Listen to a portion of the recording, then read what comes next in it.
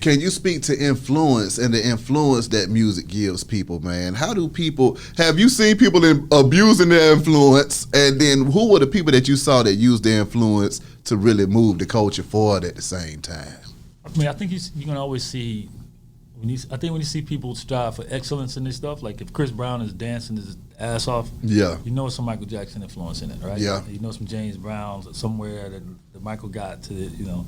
So I just look at it like when you see the people that really have magic. Some people are just doing their thing. They're dancing. They're going through routines. You know, you wouldn't say that that's an entertainer like that. You know, but other people you see push to the limit, and you just like going, wow. Like something about what he just did was incredible. Like something about what Beyonce just did was insane. Yeah, that's probably the only person on the planet that can do that.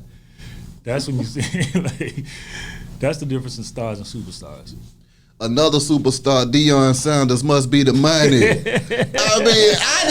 was doing my research. I said, Dallas brought us that song too. I mean, we still quoting that song to this day, man. That's hilarious, bro.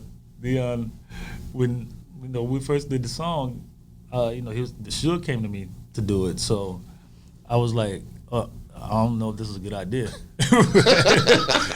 But he's like, I got Deion on death row, and he really wants you to do This Must Be the Money song. And I'm from especially in Atlanta at that time, you're like, that's Deion, Yeah. He's like prime time. I don't care what he is, he's still prime time. Like he's the biggest thing ever. Yeah. But Suge just kept pushing me, and then I was like, I thought by the time I was like, nah, because I was really not trying to get involved in everything else. Yeah. But then he was like, nah, man, God for Deion, he really wants you to do it, man. Yeah. And he's like, and I'll pay you right now for it. He said, you ain't got the record? I was like, yeah. He said, I got you right now. I'll pay you the money right now for it. And I was like, oh, word. I said, well, I got the record in the back. I just flip it. Plus, so, but, what's crazy about that song is now it's in an A-flat commercial. Yeah. So, to go, it's a trip, man. Life is, especially with music. Music and copyrights are things that's like, little bites you take out of time, mm-hmm. right? And photographs, Yeah. things that help you go back. Like you hear a song and it's going to recall that moment to you. Like every time I hear that, I always think about when Suge was trying to get me to do it. I always think about Deion doing it. I always think about Deion in Club 21 with them chains on. Yeah. And being like, and all that was influenced us in Atlanta. That was what was influencing us to do better. Like, because we were able to see black dudes, having like mad money. They were athletes, Deion, Yeah. Dominique. Yeah.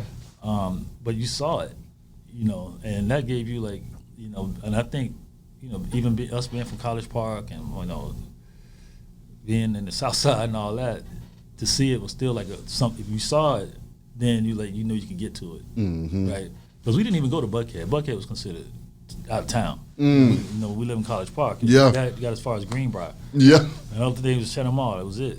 So that mentality stayed like that too, So when you start to see other things, I don't care if it was drug dealers at the time, mm-hmm. I don't care if it was the athletes, anybody, you saw black people that had stuff. Mm-hmm. And that right there just started going nuts like food. Like, okay, we can have that? Let's get Yeah. it then. Let's get it. And then we were able to show others, and then others and others, and the thing. And then the train started going.